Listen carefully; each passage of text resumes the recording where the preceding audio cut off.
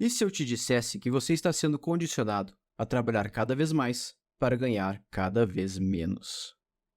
Bem-vindo a mais um vídeo do Sétimo Sentido. Sem exagero, esse pode ser um dos vídeos mais importantes do canal e, quem sabe, da sua vida. Assista até o final, pois trataremos da realidade oculta embaixo dos narizes de todos sobre o que é e como funciona o seu dinheiro.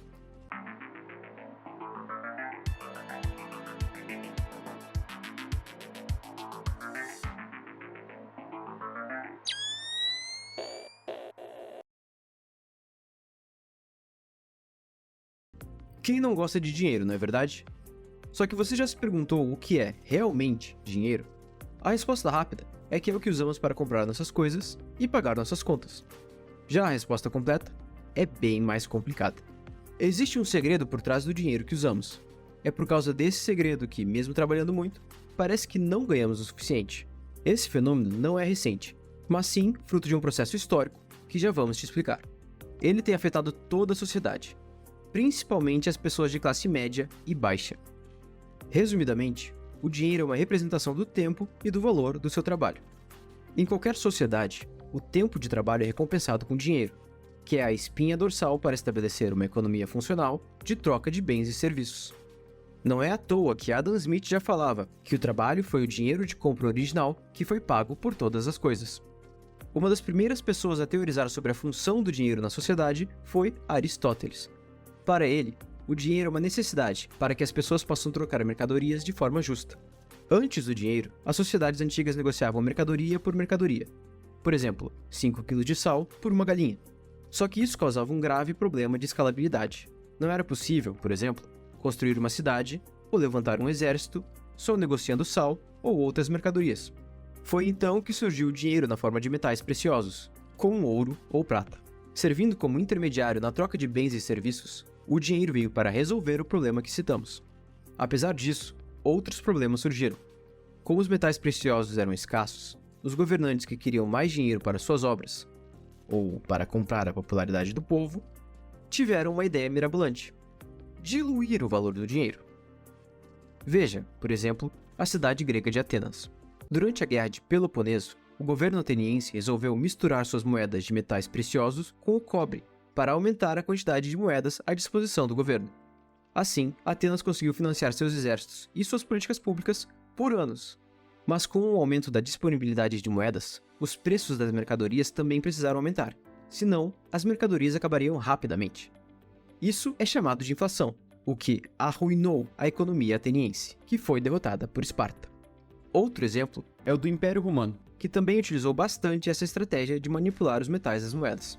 Do ano 235 ao ano 284 d.C., o Império Romano passou pela crise do terceiro século, que ficou marcado por enorme instabilidade e constantes guerras financiadas a partir da diluição da moeda oficial.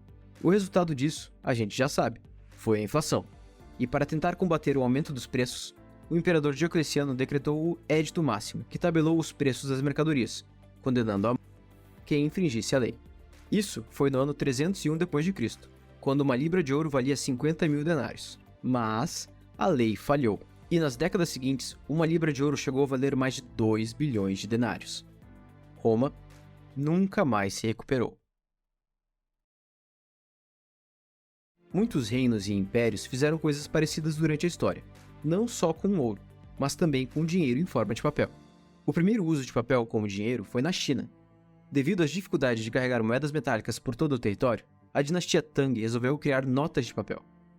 Os comerciantes rapidamente apelidaram essas notas de dinheiro voador, pois ao contrário das pesadas moedas com que eram acostumados, esse novo dinheiro voava com o vento se descuidado. Depois, o imperador Taizu, fundador da dinastia Song, criou o Jiaozi, papel moeda usado na economia para financiar a reconstrução do império. O problema veio quando houve muito mais moedas de papel do que de metais em circulação, causando inflação, de novo, e fazendo o governo eventualmente limitar a quantidade de Jiaozi emitida. Talvez seja por isso que há um século atrás, JP Morgan disse que só ouro é dinheiro, e todo o resto é crédito. Ele disse isso porque, até o início do século passado, o dinheiro servia como uma nota promissória, que é um tipo de certificado de resgate que podia ser trocado por ouro. Isso mudou com o tempo, conforme o uso do papel moeda tornou-se mais conveniente, mas também por decisões políticas, como em 1933, quando o presidente dos Estados Unidos levou adiante medidas para que os cidadãos do país parassem de usar o ouro como moeda, favorecendo o dólar. O fato é que, independente de ser metal, papel ou até números em um computador, como é hoje, o dinheiro precisa ter algumas características fundamentais. Seriam elas, segundo o economista William Stanley Jevons, ser um meio de troca, pelo qual adquirimos os bens e serviços oferecidos em uma economia, servir como uma unidade de conta, que referencia os preços das coisas que compramos, ser o padrão de pagamentos, aceito pela sociedade que fazemos parte, e por último, mas também muito importante, o dinheiro deve ser uma reserva de valor, para que as pessoas possam guardar seu potencial econômico e usá-lo de acordo com suas próprias preferências, sem que ele perca valor no tempo. O problema oculto do dinheiro reside exatamente nessa última característica, a chamada reserva de valor, que nos permite poupar. A característica de reserva de valor é vital para a prosperidade das pessoas no longo prazo. Sem ela, nosso dinheiro perde valor mais rápido do que conseguimos ganhá-lo ou poupá-lo. Keynes já dizia em sua teoria geral que, basicamente, o dinheiro serve como uma ponte do presente para o futuro. O que acontece é que hoje essa ponte está caindo aos pedaços. Ironicamente, isso acontece exatamente porque os governos precisam de dinheiro para construir pontes. Nesse caso, pontes de verdade, não metafóricas, ou estradas e outras obras públicas, além de outras políticas. Melhor dizendo, nosso dinheiro hoje perde valor porque ele é criado a partir da vontade política. Mas não é só culpa da política não. O sistema financeiro, ganancioso, também é culpado disso. Isso porque os governos precisam dos bancos para criar e circular novas moedas. Juntos, políticos e banqueiros desvirtuaram a característica de reserva de valor do dinheiro, processo que abordaremos melhor em um próximo vídeo. Idealmente, o dinheiro deveria manter seu valor ao longo do tempo, mas, na realidade, não é isso que acontece.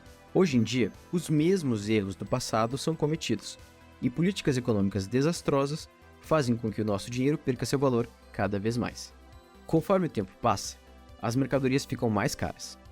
A terrível inflação cresce mais rápido do que os nossos salários, enfraquecendo o nosso poder de compra. Nosso dinheiro, que deveria representar o valor do nosso trabalho, na verdade, perde valor de uma forma que não é justa e nem natural. Por que isso acontece? Ao longo da história, surgiram duas teorias econômicas que debatem sobre a importância das características que mencionamos. Uma é a chamada teoria quantitativa da moeda, criada pelo economista David Hume, e seguida por muitos teóricos desde então. Essa teoria defende que, no longo prazo, a inflação resulta da emissão excessiva da moeda, ou seja, a famigerada impressão de dinheiro. Por isso, é importante que haja um limite para a emissão da moeda.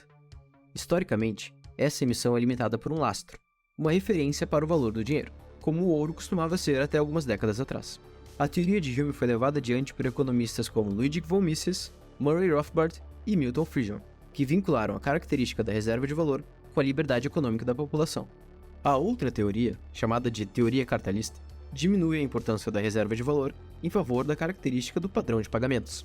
Essa teoria, proposta pelo economista George Knapp no livro A Teoria Estatal da Moeda, afirma que o valor do dinheiro é fruto da sua aceitação pelo Estado como forma de pagamento de impostos. E é claro, o dinheiro que o Estado aceita como pagamento é o mesmo que ele próprio emite e valida como oficial. Qualquer coisa além disso não é dinheiro, de acordo com a teoria cartalista. Essa teoria, inclusive, serviu como base para a teoria keynesiana, que defende maior intervenção estatal na economia. E apenas para tomarmos nota, muito se fala hoje em dia na teoria neoliberal, que é contra a intervenção do Estado na economia e, em tese, é a teoria mundialmente dominante. Mas isso não é bem verdade, devido à existência de uma instituição presente em praticamente todos os países do mundo, os bancos centrais. Esses bancos são instituições meio obscuras, já que não são realmente bancos e, apesar de fazerem parte do aparato estatal, nem são plenamente controlados pelo governo.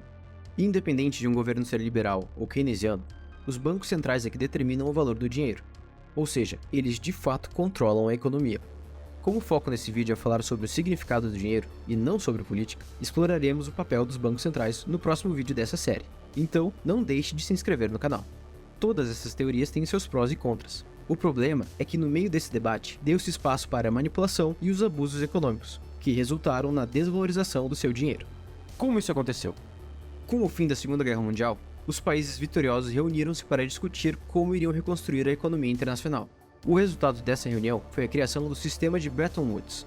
Nesse sistema, o dólar se tornou basicamente o dinheiro oficial da economia mundial. Isso porque o valor do dólar seria lastreado em ouro, e os Estados Unidos tinham, em 1947, 70% do ouro do mundo todo. Os Estados Unidos passaram a emitir empréstimos, em dólares, óbvio, para financiar a reconstrução da ordem internacional. Evidentemente, os Estados Unidos se tornaram extremamente poderosos, e como já sabemos, com grandes poderes, vem grandes responsabilidades. Mas a América veria que suas novas responsabilidades causariam problemas para sua própria economia. Havia muito mais dólares do que poderia haver ouro no planeta. Percebendo isso, alguns países começaram a trocar seus dólares pelo ouro que estava nos Estados Unidos. Só que a América não tinha como pagar todo mundo. Foi então que o governo decidiu uma forma de manter todo o seu poder sem precisar se preocupar com tantas responsabilidades. I have directed Secretary Connally to suspend temporarily the convertibility of the dollar into gold or other reserve assets, except in amounts and conditions determined to be in the interest of monetary stability and in the best interest of the United States. Através dessa decisão, Nixon conseguiu evitar que a maioria dos dólares voltasse para os Estados Unidos, o que causaria uma terrível hiperinflação. Assim, o governo do país passou a exportar a sua própria inflação para o mundo todo. Isso porque o dólar é a moeda padrão de pagamento do sistema internacional. E a partir da decisão de Nixon, os Estados Unidos podiam emitir quantos dólares quisesse, sem precisar se preocupar em manter a paridade com o ouro. Esse foi o chamado choque Nixon.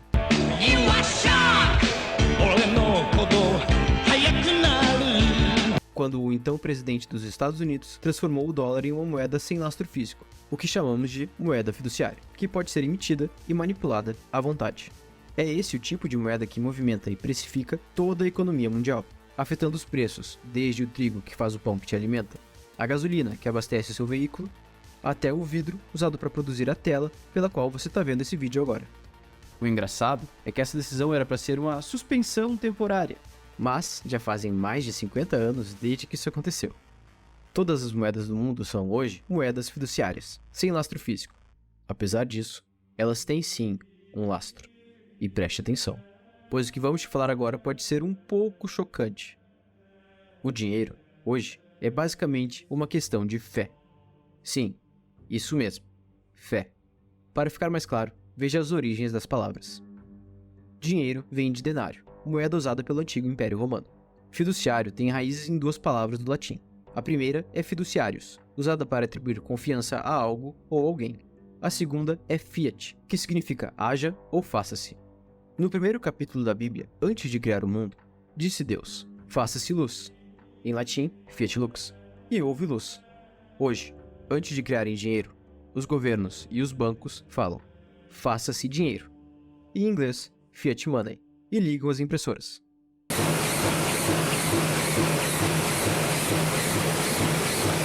Ou mexem na taxa de juros e concedem empréstimos, mas isso é questão para o próximo vídeo. O dinheiro que usamos hoje, controlado pelo Estado e guardado pelos bancos, é também o mesmo dinheiro que somos obrigados a pagar todo o ano quando declaramos nosso imposto de renda. E falando em imposto, outro nome para imposto é tributo, e o significado dessa palavra também está aí na tela. Apesar disso, não estou te encorajando a não pagar mais os seus impostos, tá bom? Afinal de contas, a César o que é de César, não é verdade? Talvez você ache isso uma maluquice, mas pensa o seguinte. O que acontece quando o povo para de acreditar no poder de compra da sua própria moeda? Ela perde todo o seu valor, e as pessoas param de usar o dinheiro oficial e adotam outras formas de pagamento. Isso porque, muito provavelmente, o governo falhou em garantir o valor do que ele te diz que é dinheiro. Os atuais emissores da moeda comportam-se como se fossem Deus, às custas do valor do seu trabalho, do seu dinheiro. Tanto é verdade que em um processo judicial nos Estados Unidos, o caso Jerome Daly contra o primeiro Banco Nacional de Montgomery, o Sr. Daly conseguiu anular a execução da hipoteca de sua casa, alegando que o banco havia criado dinheiro do nada, algo com que o júri e o juiz concordaram. Inclusive, no memorândum de decisão, o juiz até mesmo acentuou: só Deus pode criar algo de valor a partir do nada. Na nota do dólar, existe a frase In God we trust.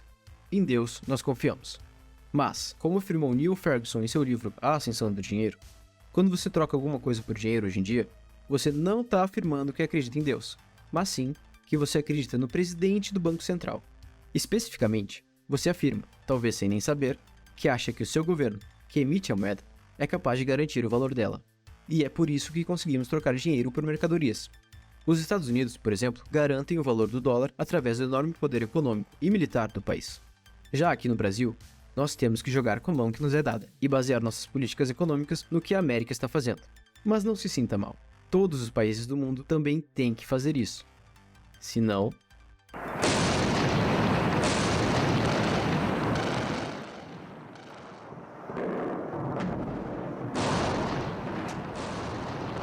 Foi então que as potências ocidentais decidiram intervir no conflito. Ao longo de todo o conflito, a participação da OTAN se limitou aos bombardeios aéreos e fornecimento de armas aos rebeldes.